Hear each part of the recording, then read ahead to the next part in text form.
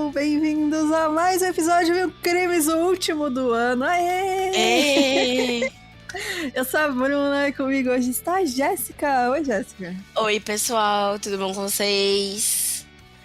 Mais uma semana aí com a voz fodida, né? Mais uma semana aí com essa voz maravilhosa. Eu acho que pode considerar já como parte minha, sabe, gente? Porque... vai ter que ser isso aí mesmo. Ou vocês podem interpretar de uma maneira positiva, como, nossa, que voz bonita, né? Instigante, rouca, né? Misteriosa. Misteriosa. Gente, a Fabi não pôde participar hoje, mas a gente tá vendo pra ela gravar um mini episódio dessa semana pra ela se despedir de vocês nesse ano, tá? Porque a gente volta em janeiro. Não tá? Se despedir, a galera já tendo aqui, ó, um treco. Não, vamos só se despedir para nossas mini férias. E é isso, tem algum recado? Tá rolando sorteio. Gente, vamos, isso aí. Inclusive, novamente, é um reforço muito importante a gente chegar a 10 mil seguidores. Porque aí, assim, Bruna vai falar sobre aliens. E a gente sabe como Bruna tem um cagaço gigante. Eu vou ficar sem dormir uma semana depois de fazer. Ou seja, é muito interessante que a gente chegue a 10 mil seguidores, tá? Olha o que vocês querem fazer comigo, né? Tudo bem, né? Tem volta. Mas, ó, tá rolando lá o sorteio no nosso Insta. Então, se você não participou ainda, participe quantas vezes você quiser. É só curtir o nosso perfil e marcar uma pessoinha, uns amigos lá. Um amigo, né? Por comentário na foto do sorteio. E tem também o sorteio dos apoiadores. Aí qualquer valor de apoio tá participando automaticamente, tá, gente? Então não precisa fazer mais nada, só apoiar a gente. E vai ser no mesmo dia, vai ser dia 29. A gente vai fazer lá no perfil do Insta, o sorteio. Fechou. E é isso, gente. Um kitzinho aí, camiseta, livros, caneca e adesivos. Os 2 kits. São livros diferentes, tá? Para os apoiadores, são outros livros. Mas enfim, gente, é isso. Tamo aí esse clima de final de ano, nosso último episódio grande dessa season. Chegamos ao final de mais um ano horroroso. Um ano muito horroroso, mas é isso, né, gente? Teve coisa boa também, né? Teve coisa boa. A gente também tem que pensar que estamos todos aqui. E a gente volta em janeiro. Nós estamos vendo a data ainda, provavelmente final de janeiro, mas se a gente voltar, a gente vai avisar vocês. Mas estaremos online nas redes sociais, tá, gente? Então pode marcar, pode comentar, pode conversar com a gente no Twitter, no Insta. Então a gente vai estar por aí. A gente vai ver de fazer uma live com os apoiadores também, durante esse tempo que a gente vai ficar sem episódio. E voltaremos ano que vem. Muitas novidades, tá? Então já vamos voltar com muita coisa boa vai ter ano que vem. Boa. E bora lá então pro último episódio desse ano. Último não, porque tem o mini, né? Então o penúltimo episódio desse ano. E bora ficar de olho.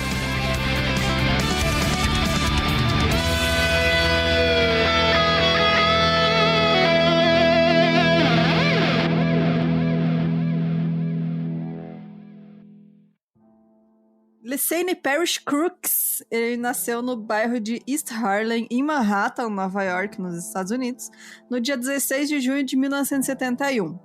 Depois de se juntar ao Partido dos Panteras Negras, a mãe mudou o seu primeiro nome para Tupac Amaru, que era um revolucionário peruano que foi morto pelos espanhóis. Então, tá aí, né, sobre quem é esse episódio, quem é Lesane. Tupac, né? Então, posteriormente, a mãe explicou a mudança em relação ao seu nome e ela disse o seguinte: eu queria que ele tivesse o nome de um povo revolucionário e indígena do mundo. Queria que ele soubesse que fazia parte de uma cultura mundial e não apenas de um bairro. O pai dele, o Billy Garland, que também era um Pantera Negra, abandonou ainda cedo, né, quando ele era bem novinho, e assim que ele pôde, ele trocou o sobrenome, então, pelo pai da irmã dele, a Sequia, que era também outro Pantera Negra chamado Mutulu Shakur. Então, aí nasceu finalmente, né, o nome completo, Tupac Amaru Shakur. Exato. Aliás, que background, né, gente? Né? Não tinha como, assim, tudo que aconteceu na vida dele, acho que, né, não tinha como não acontecer, assim, as influências que ele teve, né, e tal. É, tipo, desde criancinha, muito combativo, né, justamente pela herança familiar aí. Exato. A mãe do Tupac era filha de uma empregada doméstica da Carolina do Norte que havia abandonado o ensino médio. Ela engravidou de Tupac em 1970, enquanto estava sob fiança, né? Então, por que ela estava, né, sob fiança? Porque nos anos 70, a Fanny, né, a mãe do Tupac, foi falsamente acusada por espalhar bombas no bairro de Nova York. O que Olha rolava só. muito era, tipo assim, eles pegavam a galera militante, Pantera Negra, por exemplo, e falava que eles eram terroristas. Então, se achavam bombas, se achava alguma coisa, eles culpabilizavam os membros, né? Os Panteras Negras. A Uhum. Fanny, que não era formada em direito, e na época estava grávida de Tupac, quando ela foi no tribunal, foi absolvida no ano seguinte, depois de se defender sem recursos com sucesso no tribunal. Ou seja, muito pica, né? Uhum. Shakur tinha um meio-irmão mais velho, o Moprene Komani Shakur, e uma meia-irmã, que é a Sequoia, de 2 anos mais jovem. Sua mãe, a Fanny, criava os filhos sozinha e lutava para ter dinheiro. A família mudava de casa com frequência, às vezes ficando em abrigos. O pai de Tupac, Billy Garland, também era um pantera, né? Como a gente já disse, mas ele perdeu contato com a Fanny quando o Tupac tinha 5 anos. Então o rapper só voltou a ver o pai quando ele já tinha 23 anos, né? Então, basicamente não conheceu, né, o pai dele direito. Bom, o padrasto dele, o Mululu Shakur, ele passou 4 anos também na lista dos 10 mais procurados do FBI por ajudar a irmã dele, a Sata Shakur, a fugir de uma penitenciária de Nova Jersey, onde ela estava presa por matar um policial em 73. E Outra aí, em maravilhosa, 80... inclusive, essa Shakur. Nossa, a história dela é muito foda, Apenas. né? E em 86, ele foi preso, né, por assalto a um caminhão onde 2 policiais e um guarda foram mortos, sendo sentenciado a 60 anos de prisão. E isso teve um grande impacto na vida do Tupac, porque ele cresceu sem a figura paterna ao seu lado, e nas ruas, os únicos modelos que ele podia se espelhar eram dos traficantes e cafetões. Que acaba sendo muito comum, né, para crianças de periferia e tal. É muito triste isso, né, cara? Os exemplos masculinos para um menino ainda, né, que tá em formação, enfim. A família, então, estava muito envolvida em relação a questões de lutas raciais e contra o governo norte-americano, afinal, Panteras Negras, né? Ó, a gente tinha que fazer um episódio, né, sobre eles, especificamente. Nossa, sim. Vamos fazer aí, vamos Chamar fazer alguém acontecer. que estude. Isso é bem interessante. Podemos ver. Se você tiver aí sugestão de alguém que estude, né, sobre os Panteras Negras, mande aí, comente aí pra gente. Deixa o contatinho que a gente vai ver de fazer um episódio aí completinho. Fechou. E aí o padrinho do Tupac, o Elmer Jerônimo Pratt, também era um Pantera Negra de alto escalão. Ele foi condenado pelo assassinato de um professor durante um assalto em 68.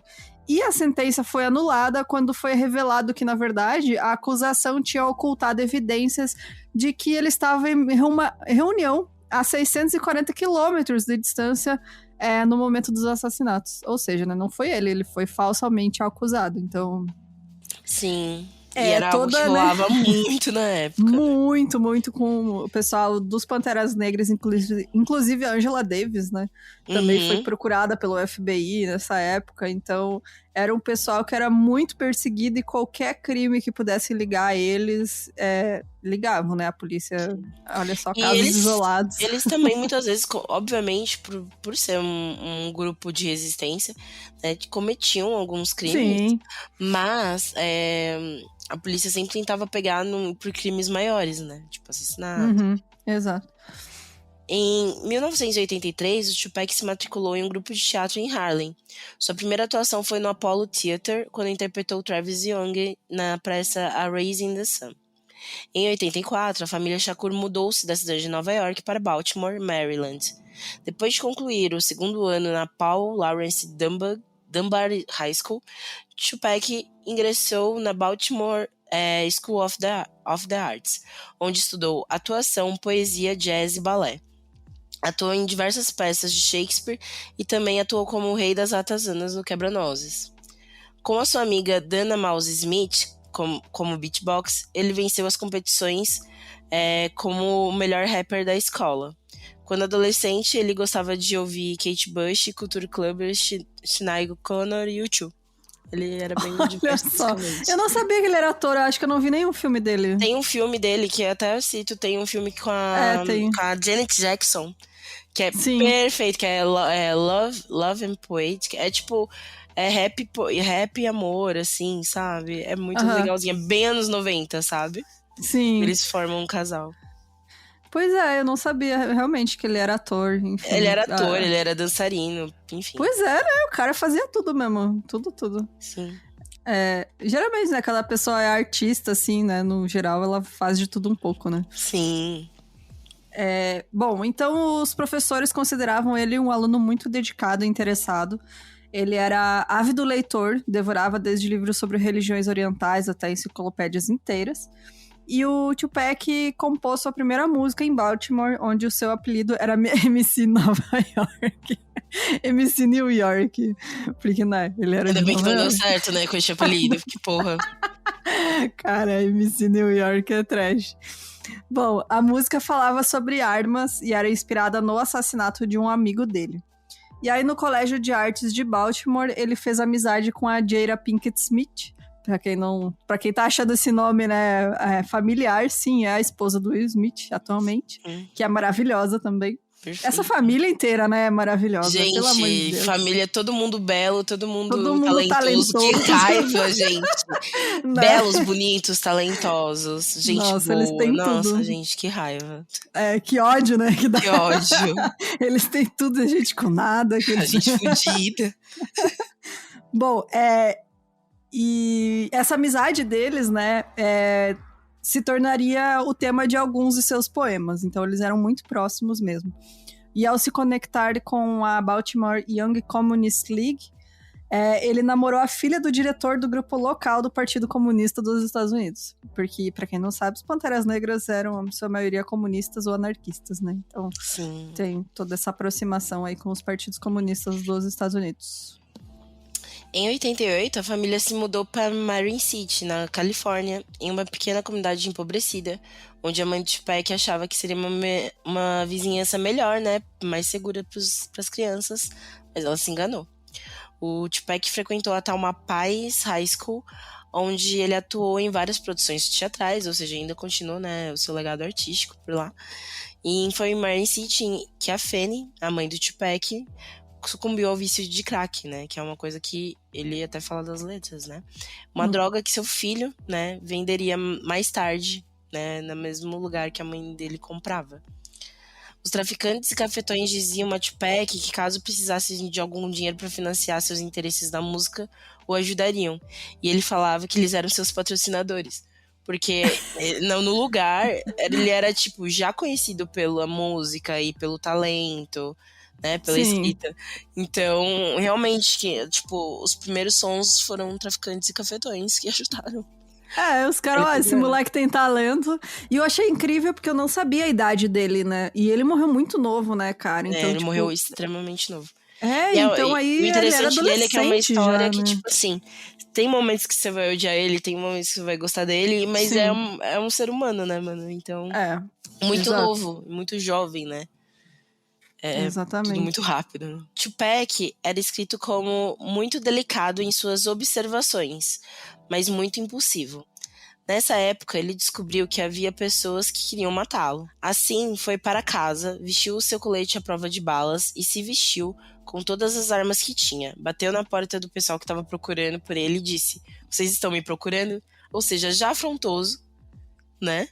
Desde de novinho. Ai, meu, muito bom isso. Ele foi lá e... vocês estão me procurando. Bom, aos 17 anos, na primavera de 89, ele conheceu em um parque, né, uma mulher branca mais velha, chamada Leila Steinberg. E aí eles começaram a conversar sobre o Winnie Mandela, e ele começou a frequentar as aulas dela de poesia e shows de hip hop que ela promovia. E isso fez com que ele se afastasse do tráfico de drogas e realmente começasse a ingressar, né, no mundo da música mesmo. E aí, quando eles se conheceram, o Tupac estava escrevendo poesias obsessivamente e convenceu a Steinberg, que não tinha experiência na indústria musical, a se tornar seu empresário. Então, a Leila conseguiu finalmente colocar ele na frente do empresário musical Atron Gregory, que garantiu um show para ele em 1990 como roadie e dançarino do grupo de hip hop Digital Underground. Cara, muito bom, né? Sim. Eu consigo pra você um negócio, mas você vai ter que ser road, né? Carregar os equipamentos e dançarino. Ai, meu, sério, muito bom. E aí ele logo se aproximou do microfone, fazendo a estreia, né, em 91, com Same Song, que foi a trilha sonora da comédia Nothing But Trouble, que é Nada Além de Problemas, que esse filme tá na minha lista pra ver há muito tempo. E eu quero muito ver, e eu sempre me enrolo pra assistir, mas tá aí a recomendação, eu sei que é muito bom. E é isso, né? Então foi tipo a estreia, o que é legal, né? Que a estreia musical dele já foi num filme que enfim, né? Foi bem visto na época. Em 1991, ele lançou seu primeiro disco, o Tupacalypse Now, que vendeu mais de Adorei esse nome. É muito bom esse nome. Que vendeu mais de 1 milhão de cópias, né? Com a Interscope, com agora então seu empresário, Atron Gregory, né? Suas músicas falavam sobre jovens pobres, gravidez na adolescência, policiais, armas e assassinatos.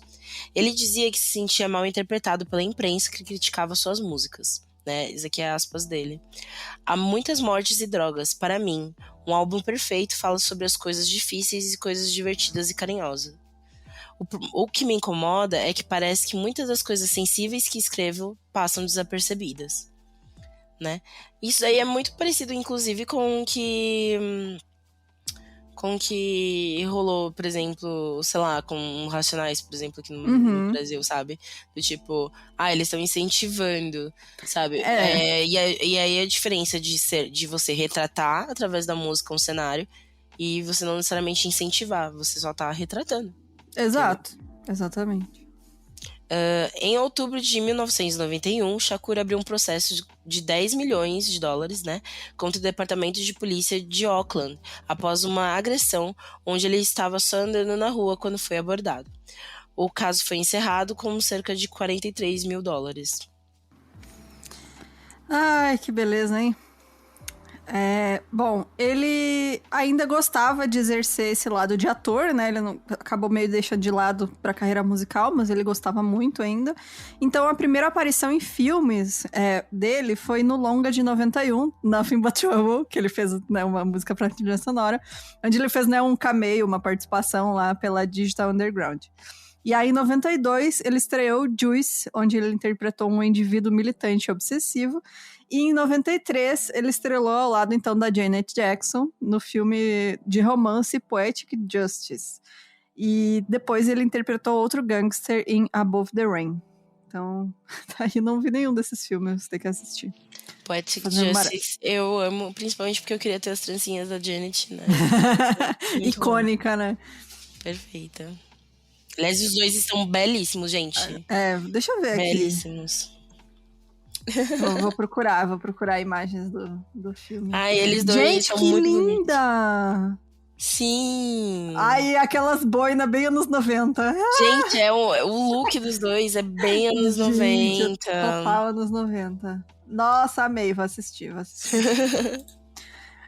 Bom, em agosto de 92, ele foi atacado por jovens que tinham uma rixa com ele na cidade de Marin.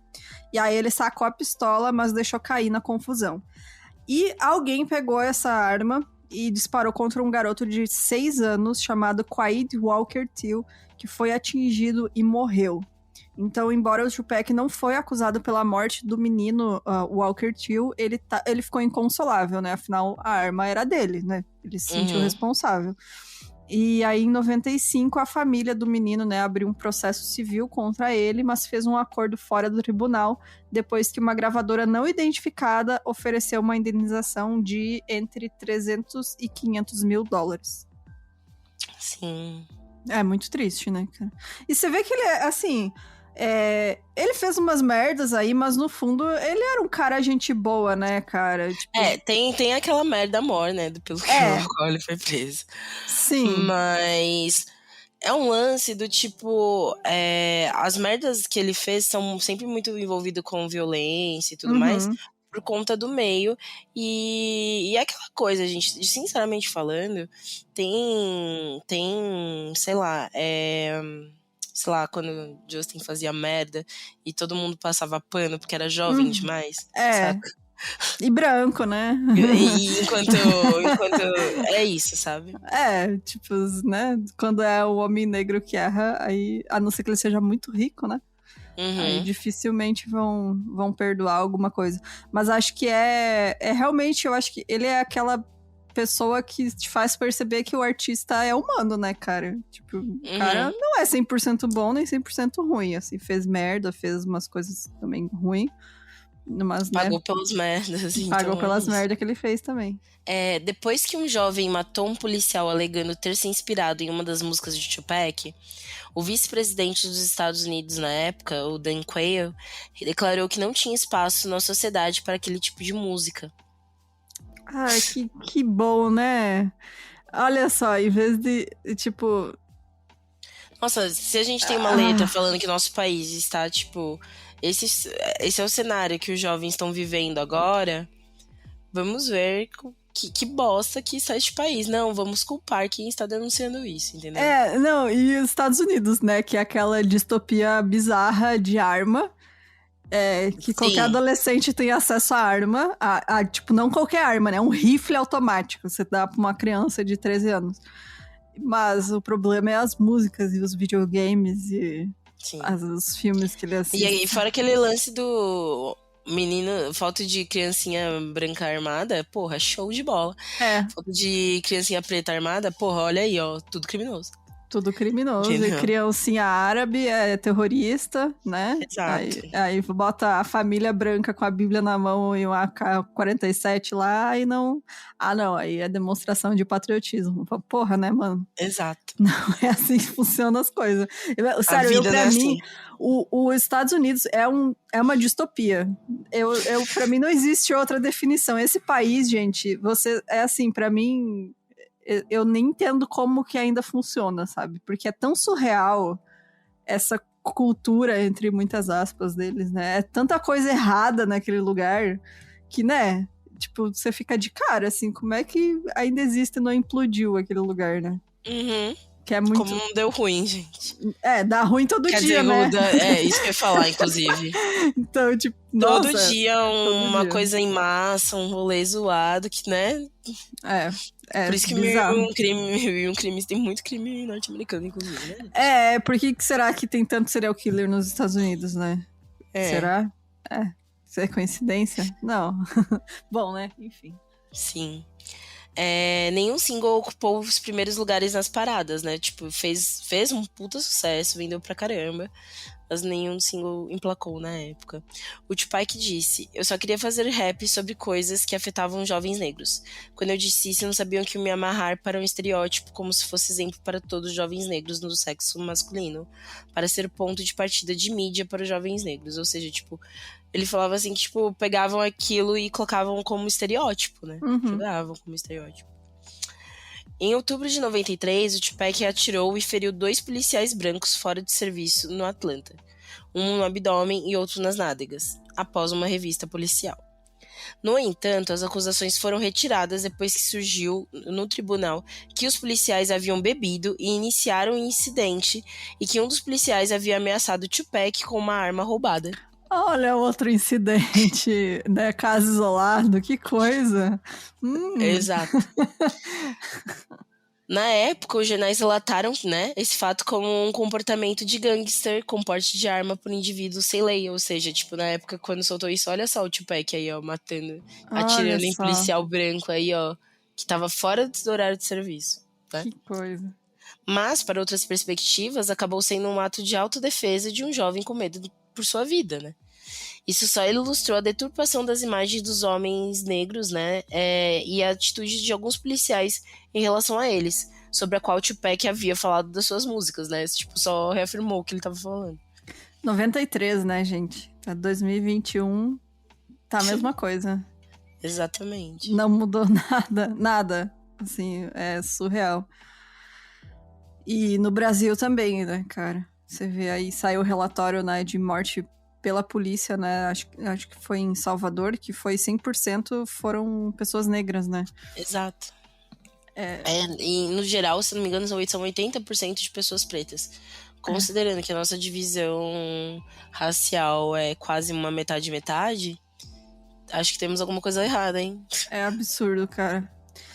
Bom, nessa época, o Tupac se tornou amigo do Notorious Big, que era um rapper que não tinha intenções de fazer isso uma carreira. Ele só tava ali passando tempo, né? Sendo rapper. Ele era, tipo, quando ele era... Inicialmente, o Big, ele não estava tão afim. Até que começou a receber vou fazer, proposta. né? Vou fazer aí, não tem nada pra fazer. E aí a Bad Boy Record acabou contratando o Big, que pediu pra ser apresentado pro Tupac em uma festa, já que ele era muito fã do rapper. E aí o Tupac apadrinhou o Big, mesmo que eles morassem em lados opostos do país. E eles eram tão próximos que o Tupac chamou o Big pra cantar junto com ele numa apresentação que ele ia fazer em um estádio.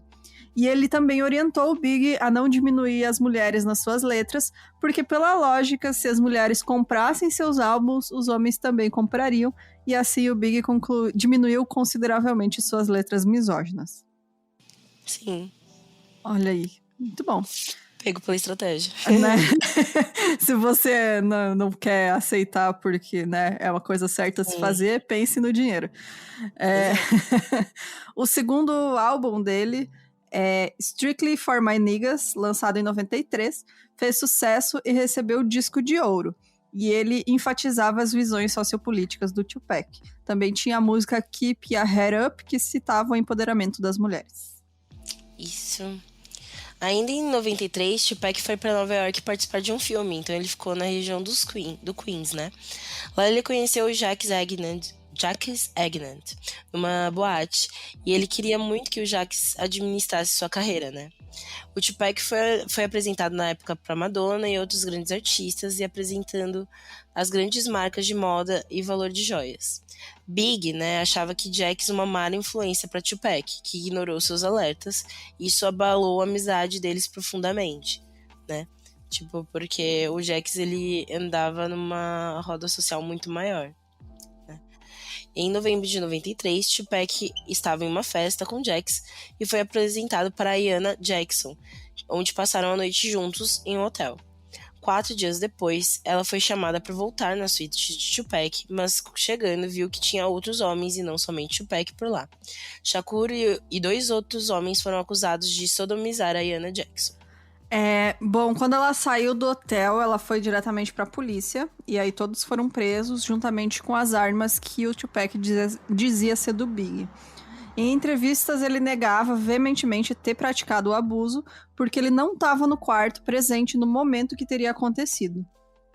E aí, em 94, o New York Daily News teorizou por especialistas que o caso de abuso aparentava ser armado por conta das provas. E aí, em 1º de dezembro de 94, o Shakur foi absolvido das acusações de sodomia e porte de arma, e não existiam provas físicas sobre as acusações, mas a promotoria manteve essa acusação por abuso sexual de 1º grau, porque ele teria tocado às forças as nádegas da mulher no seu quarto do hotel. Então, em meio às acusações, ele procurando dinheiro, porque estava começando a ficar sem grana, foi participar de um álbum de um outro rapper em um estúdio. E o Big estava no 10º andar de um estúdio perto do deles. E enquanto o Tupac esperava o elevador, 3 homens vestindo roupa do exército o assaltaram. Ele reagiu com tiros e foi baleado 4 vezes no saguão do estúdio de gravação em Manhattan. Ele chegou no estúdio, fumou um baseado e esperou a polícia chegar. E aí ele acreditava que o Notorious Big estava por trás do tiroteio, pelo qual ninguém jamais foi acusado.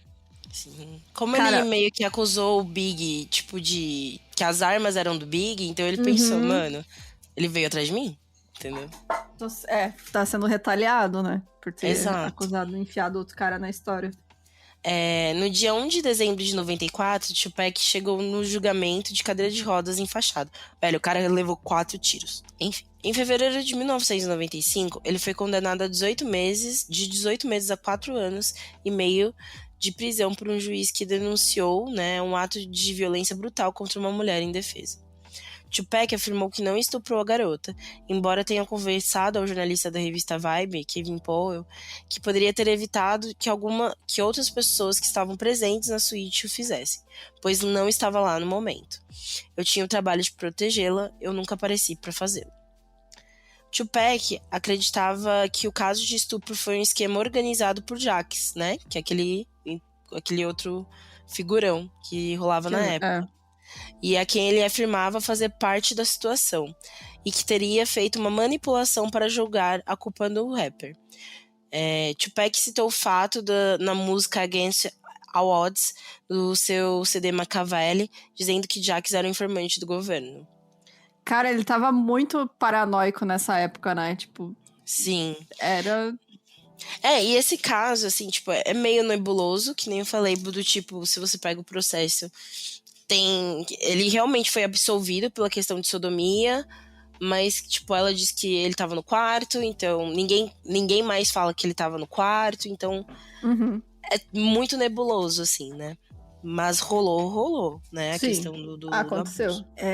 E bom, né? E tentativa de assalto, assassinato, sei lá o quê. Muita coisa acontecendo. Gente, muita coisa aconteceu. E aí ele já tava ficando meio fora, né? Tipo, ele já tava desconfiado, a fama também vindo, né? Então ele tava muito doidão, assim, tipo, na questão de paranoico mesmo, né? Ele achava que tava a galera querendo pegar ele. Sim. E aí, em 29 de abril de 95, ele se casou com a, então, namorada dele, a Keisha Morris, que era uma estudante de direito. E o casamento foi anulado 10 meses depois, mas eles continuaram amigos muito próximos. Acabava que uma coisa que é interessante que eu procurei, que eu vi que a maioria das vezes dele continuou muito amiga dele, sabe? Depois. Sim, sempre as relações acabaram amigavelmente, né? Bom, e aí enquanto ele tava preso, né, nessa época, ele lançou o terceiro disco, Me Against the World, que levou ele a entrar para a história da música como o único artista a ter um álbum em primeiro lugar nas paradas de sucesso enquanto estava preso. O álbum vendeu 240 mil cópias em sua primeira semana, estabelecendo um recorde de vendas mais altas na primeira semana para um rapper solo. No momento, na prisão, não comemorava os feitos do disco. Ele estava mais aficionado com o boato de que o Big sabia do tiroteio no hotel, mas ele ainda não tinha prova nenhuma disso. Então, nem pra aproveitar o sucesso do disco dele, ele tava tão paranoico que... Fora que ele tava na prisão pra ajudar, né? A aumentar a noia. Então... Mais noiado ainda, você vai pensar no quê? Fica a mesma coisa lá, mastigando aquelas mesmos pensamentos e, sabe, tentando analisar o que aconteceu e ficando cada vez mais doido. E aí, em 95, ele já tava perdendo muito dinheiro, né? A mãe dele também estava prestes a perder a casa. E aí ele fez a sua esposa, Keisha Morris, pedir ajuda para Marion Sud Knight. Sud, né? Marion Knight, né? O apelido dele era Sud, em Los Angeles, que era o chefe da Death Row Records. E em 12 de outubro de 95, meu aniversário... Olha só. Olha só. A Bruninha estava fazendo 6 anos. Com o recurso judicial pendente, ele foi libertado da Clinton Correctional Facility, uma vez que o Sud... bom, vou chamar de Sud, né? É o sujo. O Sud, ele providenciou a postagem de sua fiança de 1,4 milhões em troca de um acordo para o lançamento de 3 álbuns pela sua gravadora. Então ali, cara, gravadora é um negócio complicado, né, mano?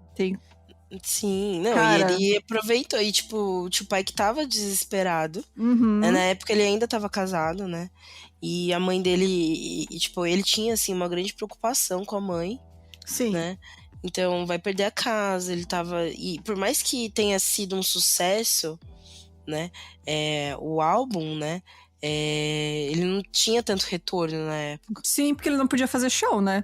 Artista ganha mais dinheiro com show do que com álbum, né? Nessa época, principalmente. Hoje em dia nem se fala, né? Que nem vende mais álbum. Mas você ganha muito mais você ganha com show, suas participações nas coisas. E aí ele preso não conseguia fazer nada. Então, realmente, não tinha grana. E aí ele se desesperou e assinou o contrato com o Capeta, né? Que é a gravadora, porque... Sim. Quanto artista aí a gente vê se fudendo por causa de contrato que é basicamente criminoso, né? Que as gravadoras fazem, se aproveitando, né, desses momentos aí que eles estão mais fragilizados. Exato. Para provar para Tupac que ele deveria confiar nele, né? Porque o Tupac, como vocês perceberam, ele estava um pouco paranoico. Um pouquinho paranoico, só. Um pouquinho paranoico. Mas na época até fazia sentido a paranoia com o Sud. Mas ele falou assim que durante a premiação... que o Sud fez pra ele confiar. Durante uma premiação, fez acusações contra Sean Combs, que hoje em dia, né, é conhecido como Diddy, porque ele era P. Diddy e Puff Daddy. É o Puff Daddy! É esse cara? Na época ele era o Sean Combs. Nossa, eu não sabia que era ele. Sean Combs virou Puff Daddy, que virou P. Diddy, e hoje é só Diddy. Nossa, eu nem sabia que era tudo a mesma pessoa, te juro. Exato. Eu lembro do Puff Daddy, que daí era na minha época, né? Quando eu era adolescente, ele cantava, era Puff Daddy. Festinha na garagem rolava muito. Sim. Last Night, nossa, aquela sofrência. A sofrência, pai do céu. Mas enfim, aí, né, o Sud apareceu numa premiação que ele tava ganhando e fez acusações contra o Diddy, né, na época, falando que ele disse no palco que um artista que queria que ser um artista deveria ir na sua gravadora, né, da gravadora do Sud, e que a do Diddy ele só queria aparecer na cola de outros artistas. E ele era muito acusado disso na época, sabe? De se aproveitar não necessariamente ser talentoso, mas querer se aproveitar da galera talentosa. Uhum. Né? E o Tupac acreditava que Diddy também estava envolvido no tiroteio, porque o Diddy também era amigo do Big, né? Enfim. Ao mesmo tempo em que glorificavam o estilo de vida gangsta, né, que era o que a gravadora pedia, né, pro Tupac, né? O Tupac estava financiando um centro juvenil em locais de risco, financiando equipes esportivas no Centro-Sul e montando uma linha telefônica para jovens com problemas. Tudo isso foi relatado na Vanity Fair após sua morte. Ou seja, tipo, ele ainda não falava pra ninguém, né? Sobre o que fazer lá. Né? Que, olha só. Exato. Tava fazendo várias coisas massa e não fazia isso pra se promover, né? Exato. Logo após ser solto, né, Tupac começou a usar constantemente um colete à prova de balas. Inclusive, isso é muita influência estética de muitos coletinhos que a gente vê. Verdade. Sério? É verdade. Muito do que a gente tem como funcional nos anos 90 foi virando influência estética atual. Acho ótimo. Uhum. Ele também começou a atacar diretamente o Big. Aí já começou. Porque o Big tinha lançado uma música chamada Who Shot Ya, que o mesmo produtor, que o produtor da música disse que não, nada a ver com o Tupac, mas o Tupac dizia que era uma provocação sobre o tiroteio que rolou no hotel. Ou seja, o que a gente chama de disques, essas indiretas de um rapper pro outro, começou muito nessa época. Uhum. Mas a Who Shot Ya até então não tinha sido confirmada como necessariamente uma indireta pro Tupac. E aí, como vingança, o Tupac fez a música Hit 'Em Up, onde ele disse que teria transado com a mulher do Big. Obviamente. Ai, nossa, cara, parece série, né, mano? Da série. Comi tua mãe, porra. Entendeu? Tipo eu comi tua mãe, Bom, ela negou, óbvio, né? Já que provavelmente foi feita só por uma provocação, essa música. E aí, essa guerra pessoal dos velhos amigos não só inspirou muita controvérsia e manchetes, que a galera ficou louca, né? Porque era todo dia, né? Alguma coisa saindo. Conseguiu também separar o país em dois, né? Porque eram as gangues do leste contra o oeste. E na letra ele falava da violência explícita contra o Big e outros membros da Bad Boys Record. Então virou realmente ou você é de um ou você é de outro time. Não existe meio termo, não existe ficar em cima do muro. Naquela época, né? Hoje em dia acho que a galera já superou isso aí. E aí, em 5 de abril de 96, o Tupac foi condenado a 120 dias de prisão por violar seus termos de libertação ao não comparecer a um trabalho de limpeza de estradas, mas em 8 de junho a sentença dele foi adiada por meio de recursos pendentes em outros casos. Em 96, ele lançou um duplo, que era o quarto álbum da carreira dele, chamado All Eyes on Me, que vendeu 9 milhões de cópias, arrecadando cerca de 60 milhões de dólares. E por mais que ele vendesse muitos álbuns, fizesse muitos shows, ele não ganhava ainda dinheiro suficiente para cobrir as dívidas dele e da família. Principalmente porque boa parte do dinheiro ia para o Suge Knight, devido ao contrato que ele assinou quando estava preso.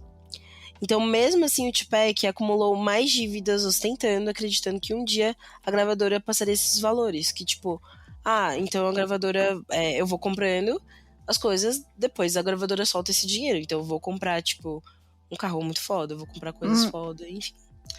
Nisso, ele também tinha empréstimos com a própria gravadora. Caralho. E aí ele começou a questionar a ética da gravadora, né? Sobre tudo isso. E mesmo com todos os problemas financeiros, ele já estava preparando seu novo álbum com a mesma gravadora, o Don't Kill Illuminati, The Seven Day Terry. Eu adoro os nomes dos álbuns. É muito bom os nomes. Exato. Nesse álbum, ele tinha assumido um alter ego chamado Machiavelli, inspirados nos pensamentos de Nicolau Maquiavel, que curiosamente teria fingido sua morte para enganar seus inimigos, mas olha aí, ó, fica no ar aí. Fique no ar aí. Mas muito doido, né? E muito doido que ele começou umas coisas que hoje em dia tem rapper que faz.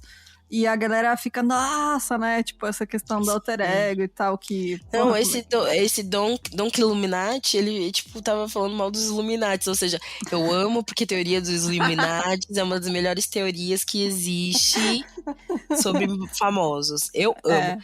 Inclusive, eu acho que ainda deve existir. Quando eu era jovem, eu adorava o canal do Danizudo no YouTube, porque era sempre, as mensagens indiretas, sabe? Uhum. Por que o Michael Jackson era Illuminati? Amo.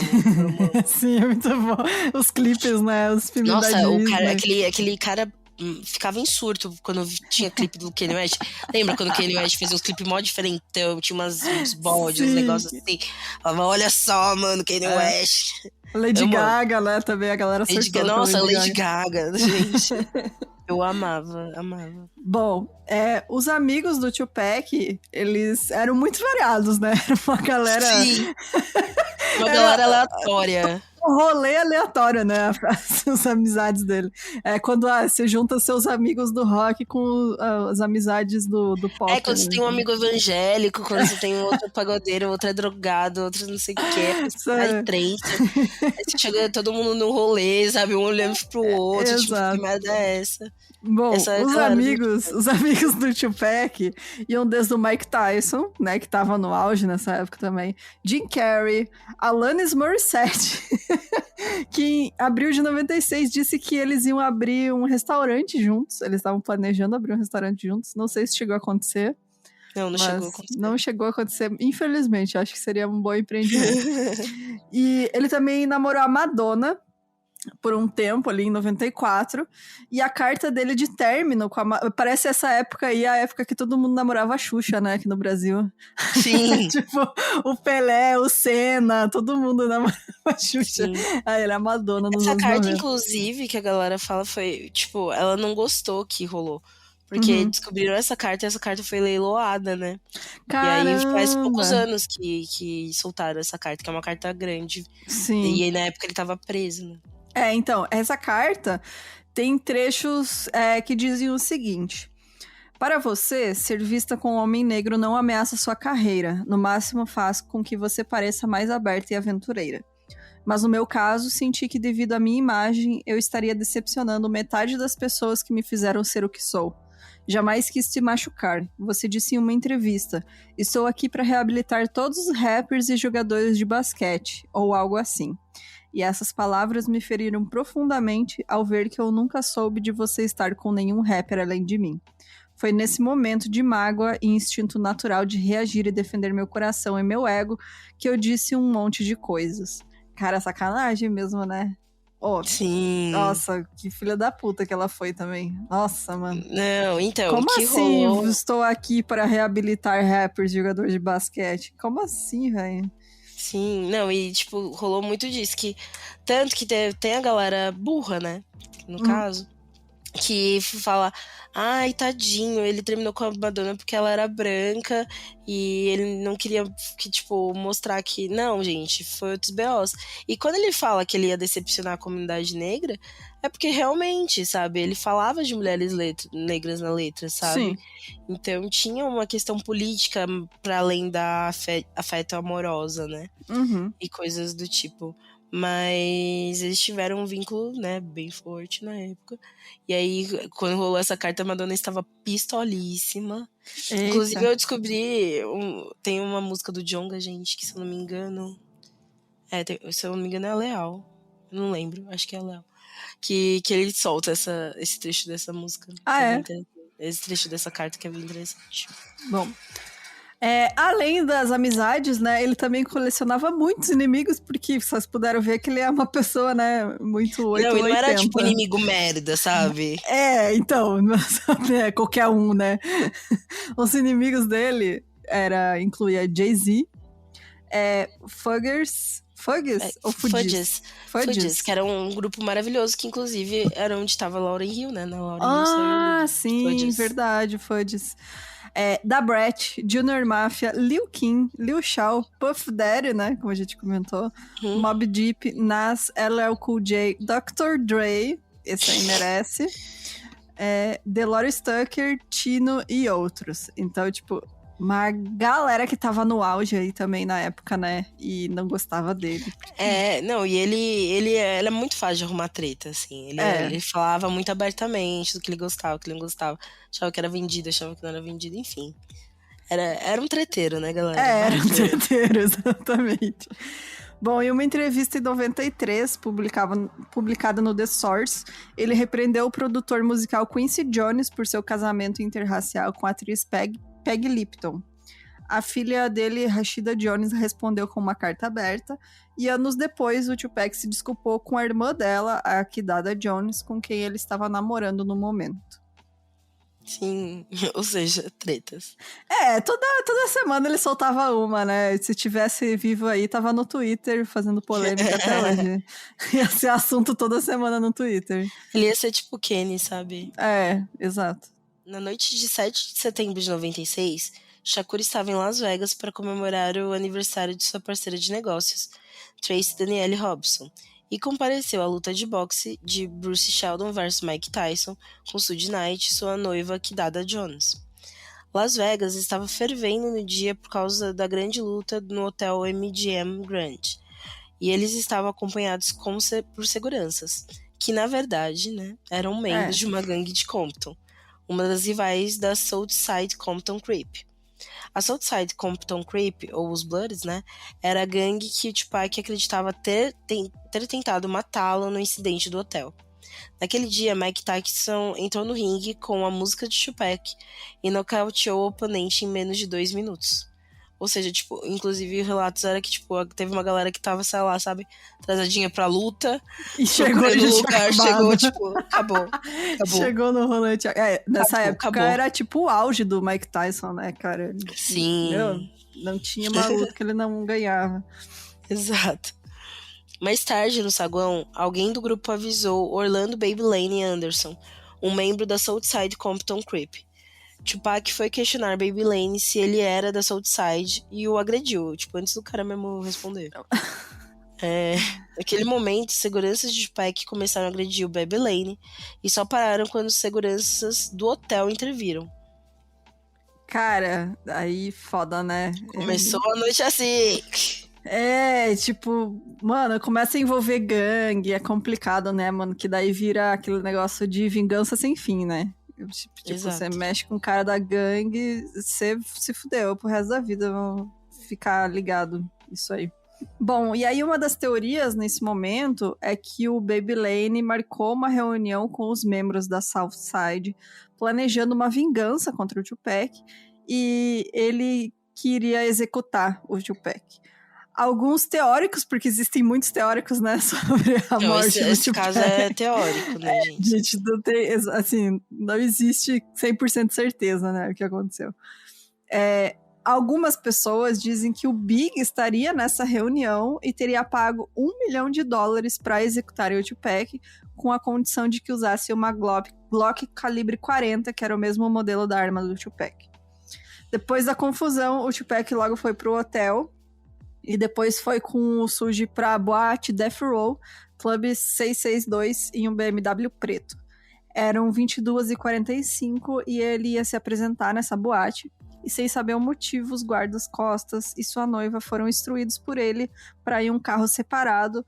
E o Suge queria ir sozinho com o Tupac no carro da frente, o que não era algo comum de acontecer. E ele tinha deixado colete à prova de balas no outro carro. Então seguiam ao todo 5 veículos com membros da gravadora, com o carro do Suge e do Tupac na frente. Sim. Já começa estranho aí, né? Porque aquela história do Bolsonaro só usa colete à prova de bala, e daí no dia que vai tomar facada tá sem colete. Tá sem colete. Então, é estranho. Por volta das 23 horas, nos Las Vegas Boulevard, a polícia montada em bicicletas parou o carro por causa da música alta e da falta de placas. As placas foram encontradas no porta-malas e o carro foi liberado sem multa. Enquanto isso, 5 membros da Southside Compton Creep deixaram um hotel que eles estavam reunidos, coincidentemente.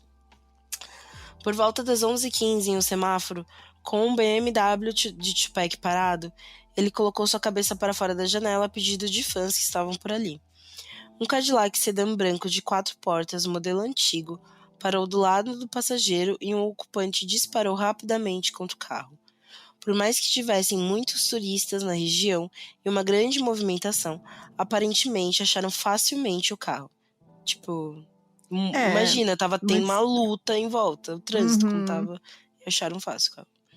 Shakur foi atingido 4 vezes, uma no braço, uma na coxa, 2 vezes no peito, com uma bala entrando em seu pulmão direito. Fragmentos atingiram a cabeça de Knight. Então, os seguranças que estavam no outro carro começaram a atirar contra o Cadillac, mas eles não conseguiram atingir ninguém. Então, o Suge ainda tentou dirigir, mas devido ao seu estado, o carro bateu no meio-fio da rua. E aí a polícia chegou, apontou armas contra o carro do Tupac, ordenando que saíssem. Olha só, que ótimo. E ao abrir a porta do carro, o Tupac caiu, né, coberto de sangue. Ele lutava para respirar e não conseguia responder o policial que perguntava quem que tinha feito aquilo com ele. Ele chegou a falar palavrões pro policial antes de desmaiar completamente, e seriam essas oficialmente suas últimas palavras. Oficialmente as últimas palavras do Tupac é ele xingando o policial. Eu tô rindo porque, sério, muito ícone, né? Sim. Ícone. Eu quero morrer assim. Bom, exato. Né? As últimas palavras, tava xingando o filho da puta. Ai. Bom, ele chegou a ser levado para o centro médico da Universidade do Sul da Nevada, onde ele foi fortemente sedado e colocado em aparelhos de suporte à vida. E aí, apesar dos relatos oficiais dizerem que ele não ficou mais consciente, a noiva disse que ele acordou ao ouvir sua música favorita, e o Suge disse que ele chegou a dar risada com ele sobre tudo que tinha acontecido. Então, enquanto, né, registros oficiais falaram, ele ficou em coma até a morte, a gente próxima, né, da família, a noiva, falando que chegou a conversar com ele, então, tipo...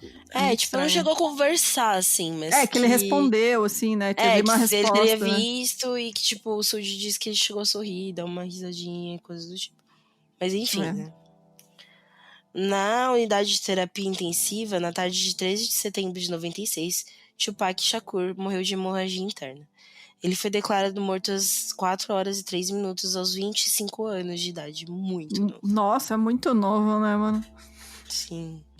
As causas oficiais da morte foram insuficiência respiratória e parada cardiorrespiratória associada a múltiplos ferimentos com arma de fogo. O corpo de Shakur foi cremado no dia seguinte, a mando de Knight.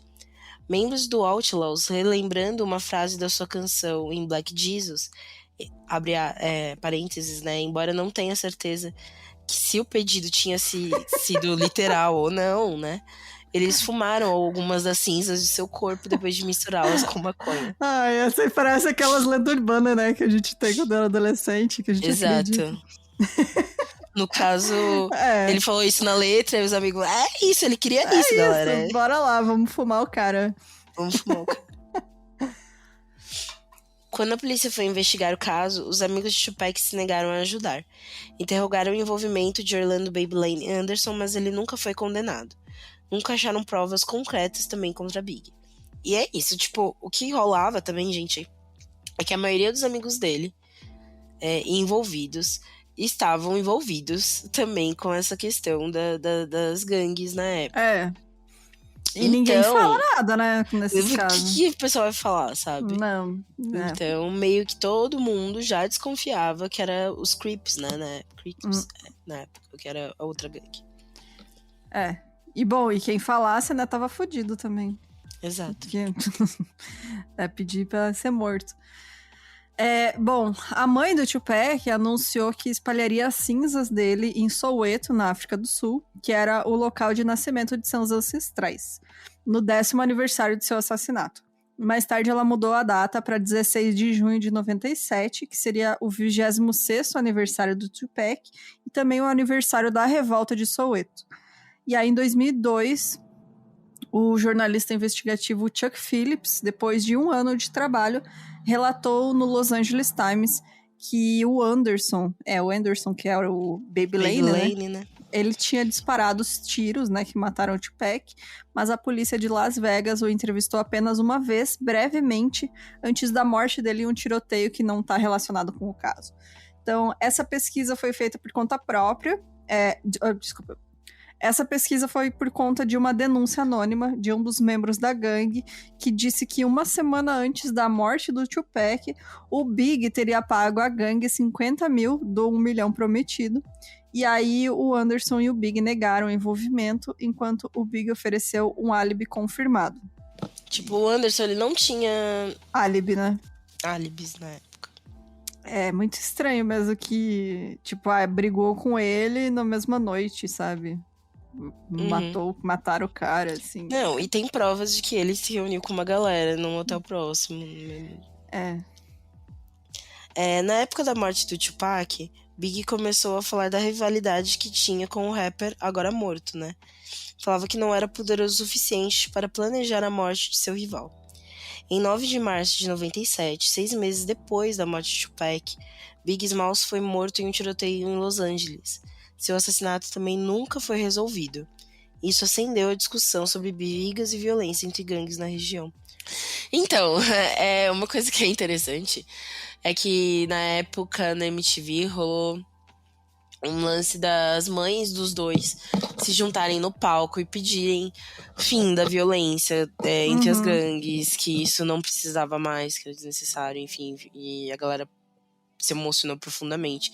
Inclusive, na plateia tinha, sei lá, os inimigos do Big, os inimigos do Tupac, mas todo mundo tranquilo, sabe?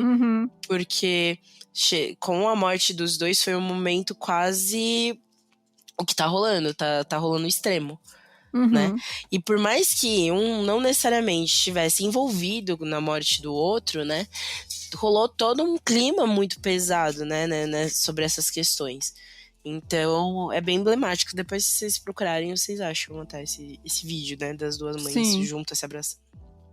Que no fim é o que acaba rolando, né? É sempre as mães, né? Você vê... Exato. Tipo, nesses casos de violência, assim, é sempre o que fica, né? A dor das mães, porque os caras acabam se envolvendo com... Às vezes nem com gangue, com tráfico, enfim, né? Ou até própria violência policial. E quem sofre são as mães, né? Tipo, isso é o mais triste. Exatamente. E, tipo, e os dois extremamente jovens, né? O Notorious Big também morreu muito jovem, enfim. A gravadora, né, Dead Row Records, dizia que Tupac morreu devendo quase 5 milhões de dólares. O que restou pra família de Tupac era cerca de 200 mil dólares, né? Mas, porra... 200 mil dólares é muita grana? 200 mil dólares é muita grana, mas se você pensar o quanto que ele lucrava na época, né? Do quanto ele vendeu, né? Nossa. A mãe de Tupac, com seu advogado, alegou retenção de valores do trabalho de Tupac e produtos licenciados. Já os advogados da gravadora diziam que ele era um artista que ostentava e que fez muitos empréstimos até para pagar a casa que sua mãe morava.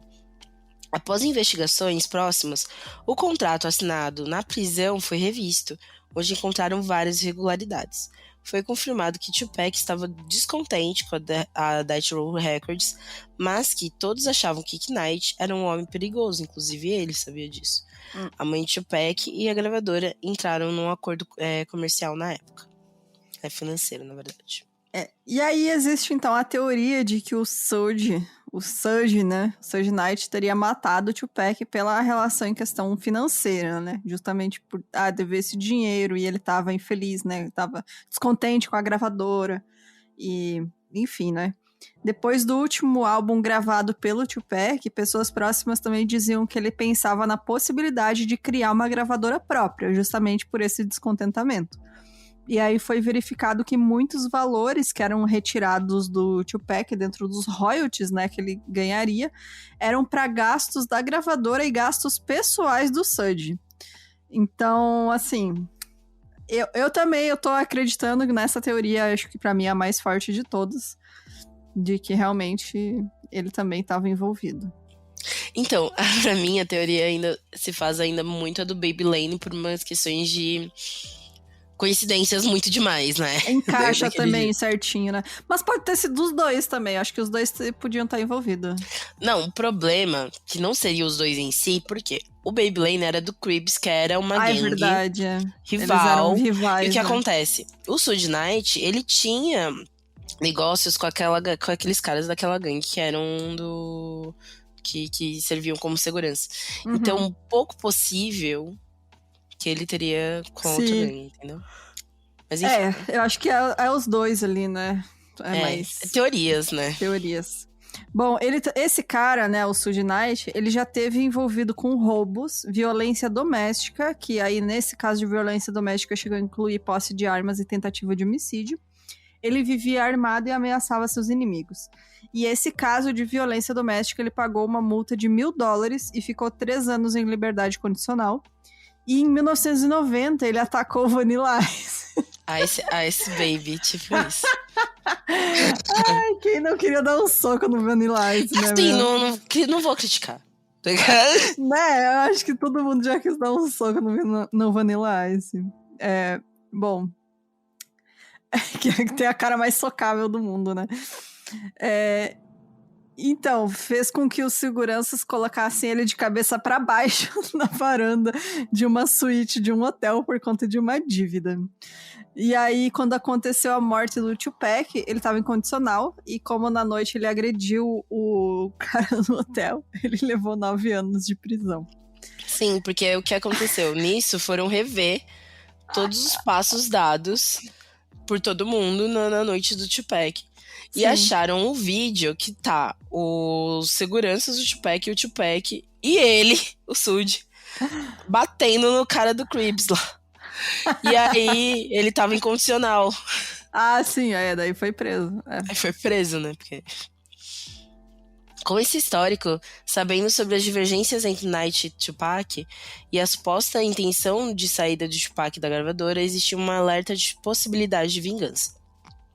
O jornalista Chuck Phillips disse que Knight tinha proximidade com muitos membros da polícia e do FBI, e que por isso ele nunca foi investigado durante seu envolvimento no crime. Não há nenhuma prova sobre essa teoria. O delegado que cuidou da morte de Notorious Big chegou a suspeitar também do Suge Knight em relação à morte do rapper. O álibi é que durante essa morte ele estava preso, né? No entanto, ele realmente teve quase que ferimentos graves durante a execução de Tupac. Então, o que rolou foi que nisso o Suge também, quando ele também, né, teve resquícios. Inclusive, essa que é a parte bizarra, que ele levou também alguns resquícios de bala na cabeça, né? Ele tava sangrando pra caramba. Aí ele ainda tentou dirigir, só que ele bateu o carro. Né? Que momento. Em 2011, por meio da Lei de Liberdade de Informação, a FBI divulgou documentos relacionados à sua investigação que descreveriam um esquema de extorsão pela Liga de Defesa Judaica, que incluía fazer ameaças da morte contra Shakur e outros rappers, mas não indicava uma conexão direta com o seu assassinato. Sim, a Liga de Defesa Judaica chegou a ser também uma das teorias sobre a morte do Tupac.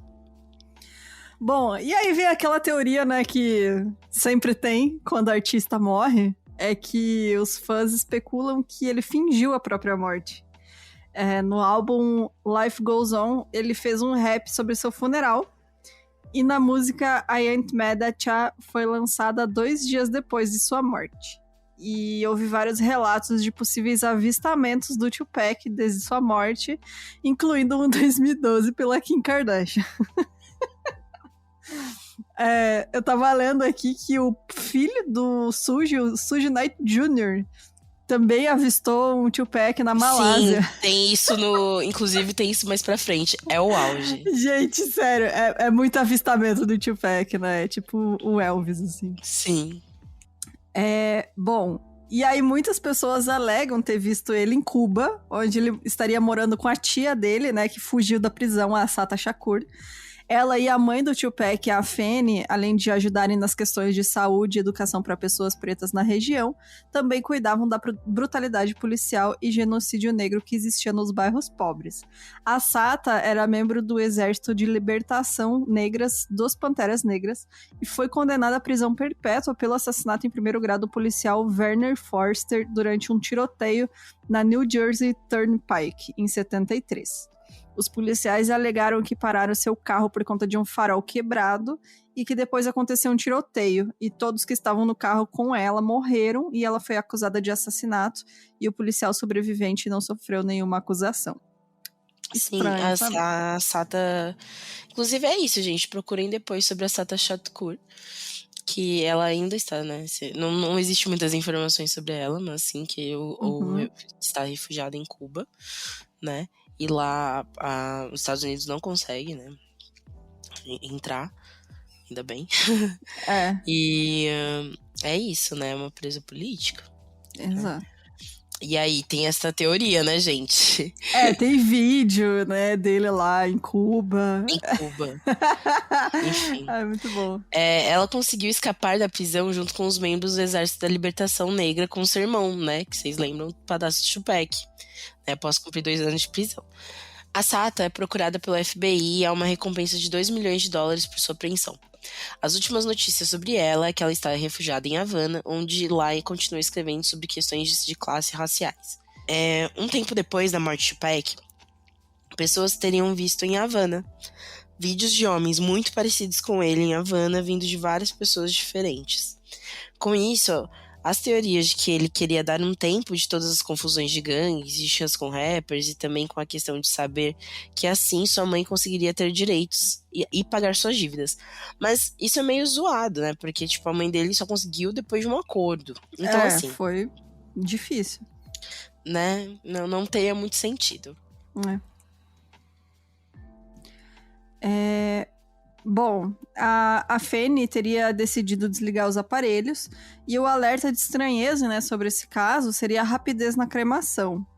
E o relatório do legista diz que as medidas do Tupac na carteira de habilitação eram diferentes do corpo. O que também foi outro alerta para os teóricos da conspiração, né? E outro boato é que o cremador do Tupac desapareceu depois da cerimônia e nunca mais foi visto.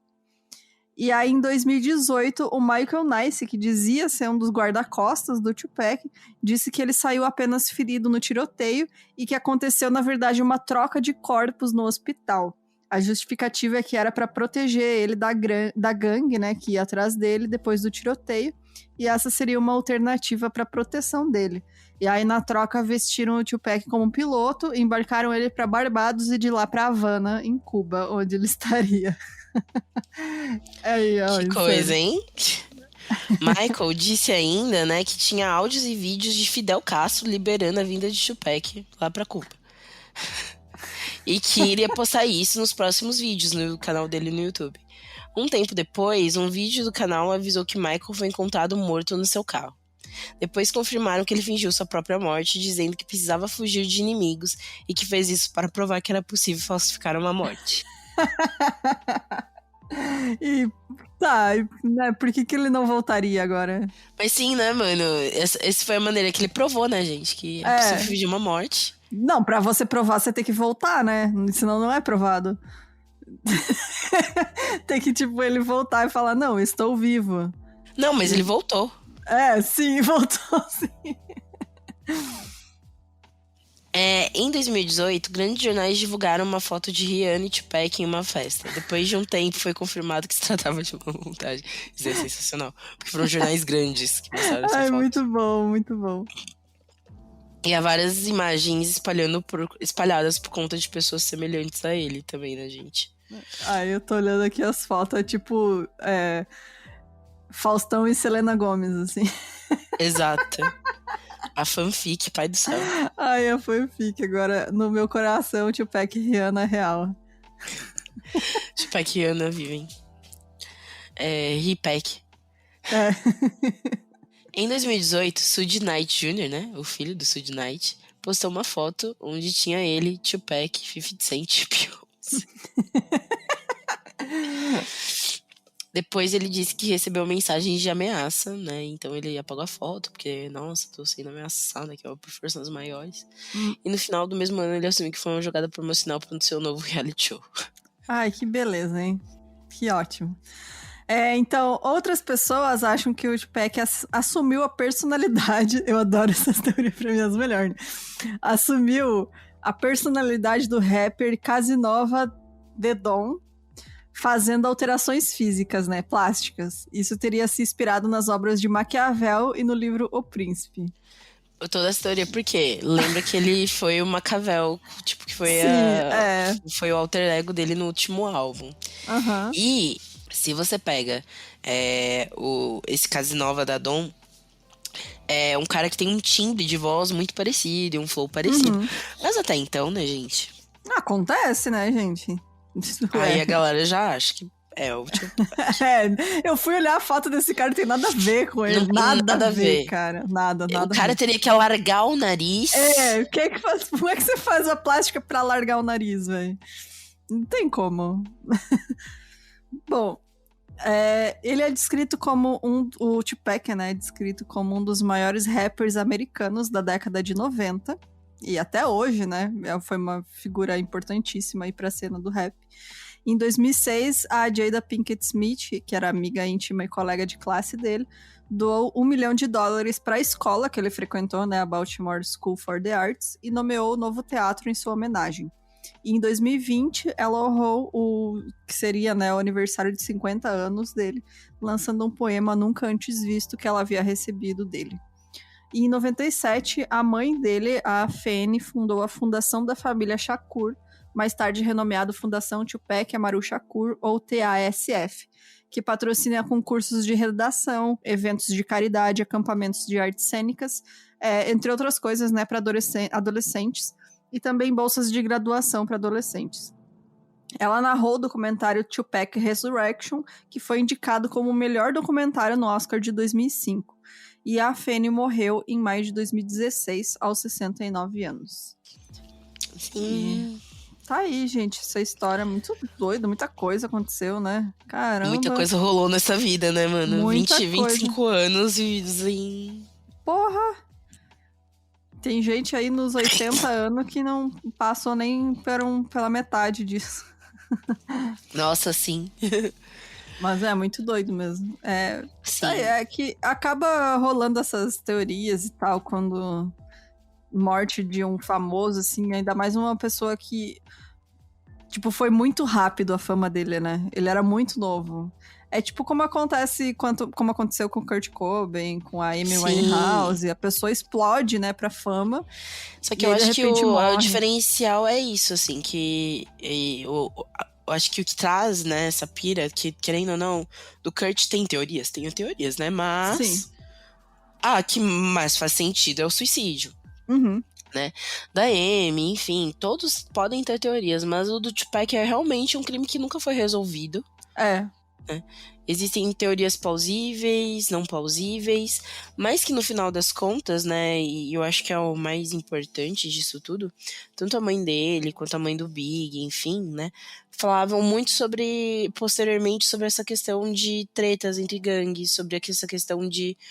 e muitos rappers também, posteriormente, quando tratavam dessas mortes, tanto do Big quanto do Tupac, né, eles falavam muito dessa questão de tipo, gente, a gente tá se matando, o Estado tá matando a gente, sabe? Uhum.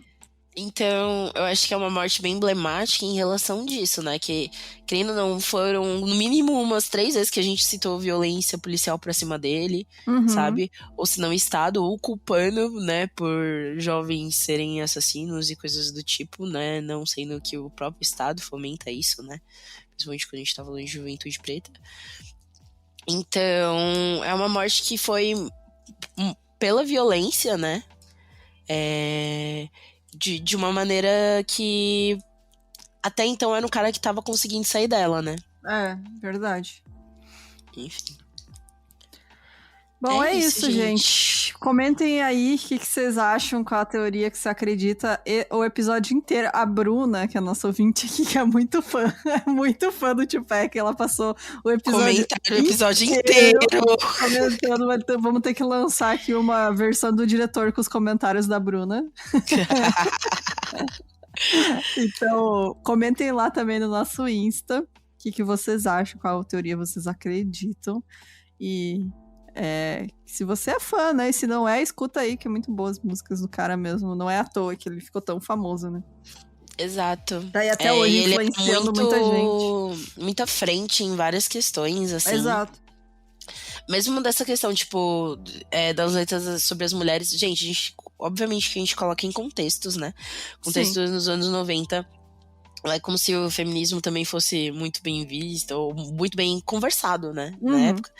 Então, mesmo assim, ele conseguia fazer letras muito legais, principalmente voltadas para mulheres pretas, enfim. Então, isso é bem legal, assim, ver o trampo dele, né? E então é isso, bora lá, vamos fazer os últimos comentários deste ano sobre o episódio passado. Então, aê! Vamos para os comentários.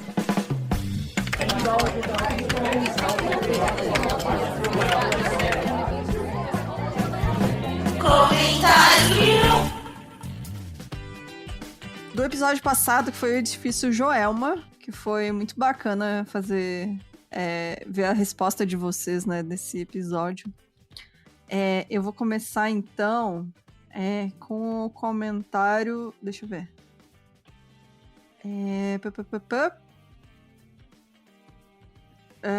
Aqui, da Dayana Monteiro. Ela diz assim: gostaria de dizer para a Jéssica que eu era uma criança de 6 anos muito viciada no Linha Direta. Eu também, gente, eu falo que eu tenho medo, mas eu tinha medo. Eu via, tinha cagaço depois, mas eu via, não deixava de ver. Né? E hoje sou viciada no 1001, desajustada desde sempre. Amei esse episódio, as explicações do bombeiro foram muitíssimo pertinentes. Parabéns pelo conteúdo que tá cada vez melhor. Fica aí o agradecimento de novo pro Elvis, que mandou os áudios explicando tudo. Então, muito, muito obrigada de novo pro Elvis, que fez essa força aí pra deixar o episódio mais completinho, né? Com uma explicação profissional aí da área pra vocês. Oi meninas, a Giovana disse, né? Oi meninas, parabéns pelo episódio, bem completo o relato de vocês. Quando o incêndio aconteceu, meu pai morava em São Paulo. Ele estava na multidão que acompanhava a tragédia de perto. Ele contava com o horror, o desespero das pessoas do prédio e de como era aterrorizante ver as pessoas se jogando. Ele ficou tão traumatizado que ficou muito tempo sem conseguir dormir direito.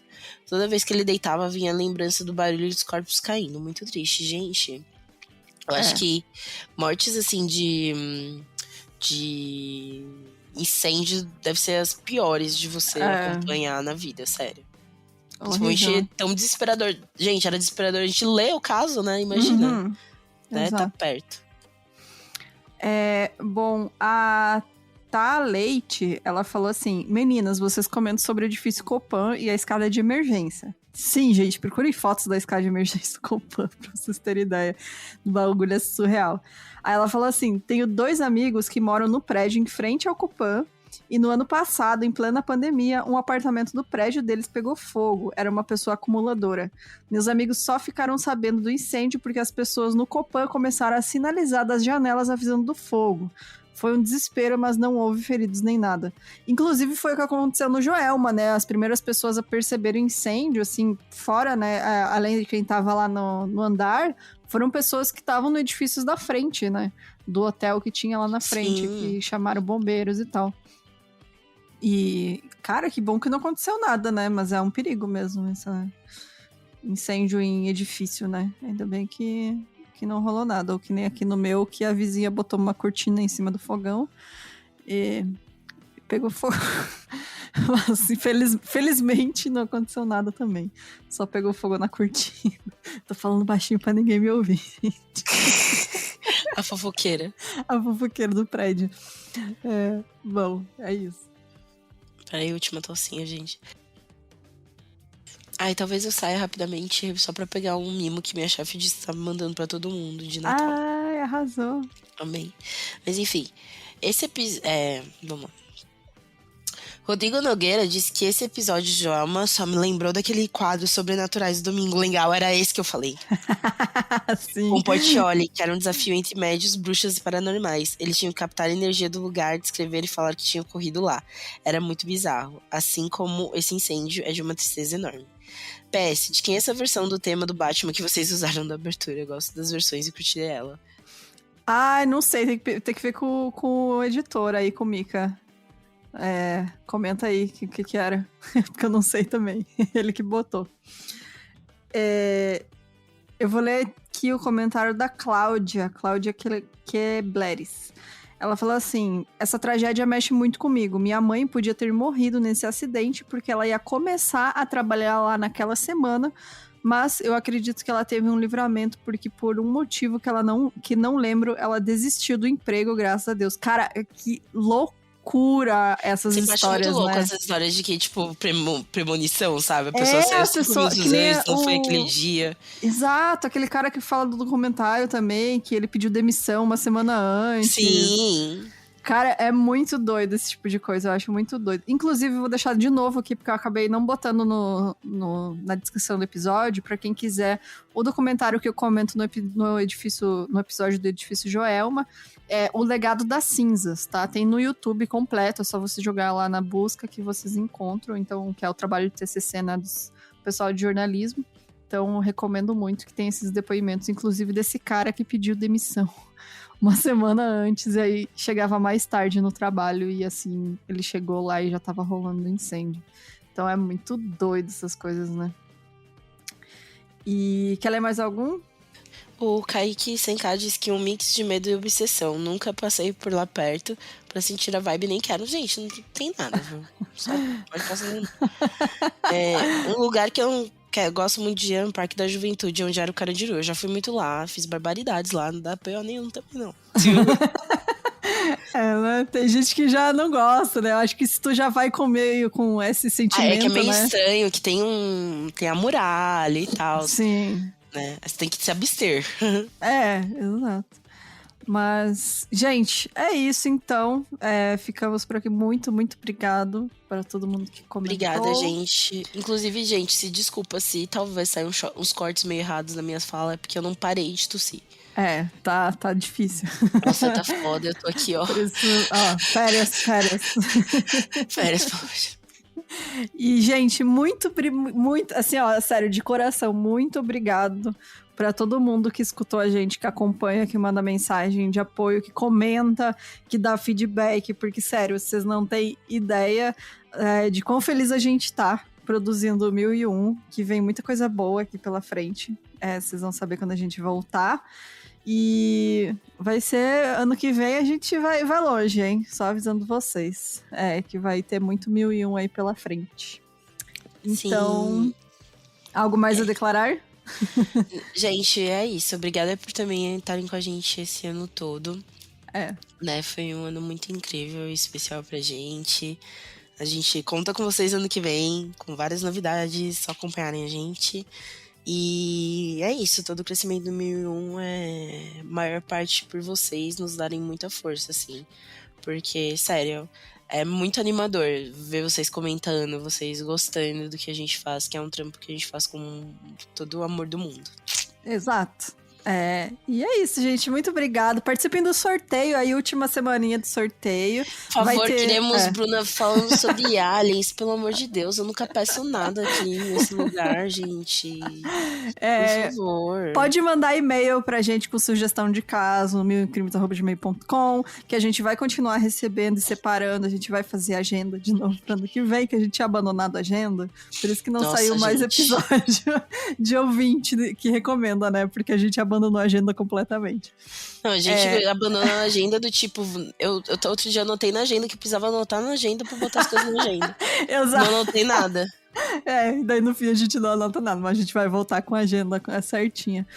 E manda lá pra gente sugestão, manda e-mail, sei lá, de comentário mais comprido, né? Manda, sei lá, o que você acha do podcast. Segue seu coração, gente. Segue seu coração, a gente adora ler mensagem de vocês. Segue a gente no Twitter também. E é isso, boas festas. Eu quero todo mundo vacinado ano que vem para o encontro do Mil Crimes, que vai rolar em fevereiro. A gente ainda tá definindo a data, então quando tiver certinho a gente vai divulgar para vocês. Mas tomem vacina, tá, gente? Se cuidem. Se beber, não dirija. Use drogas com sabedoria. Redução de danos. Exatamente. E é isso, feliz ano novo! Feliz ano novo, galera! Feliz Natal! Beijo! Beijos, tchau, tchau. Tchau.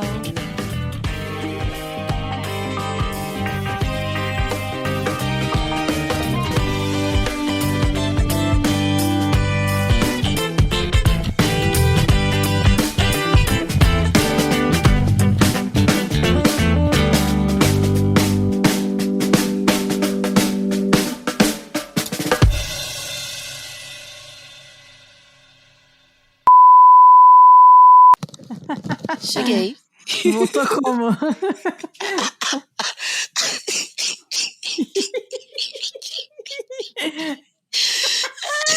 Tô parecendo o Butler.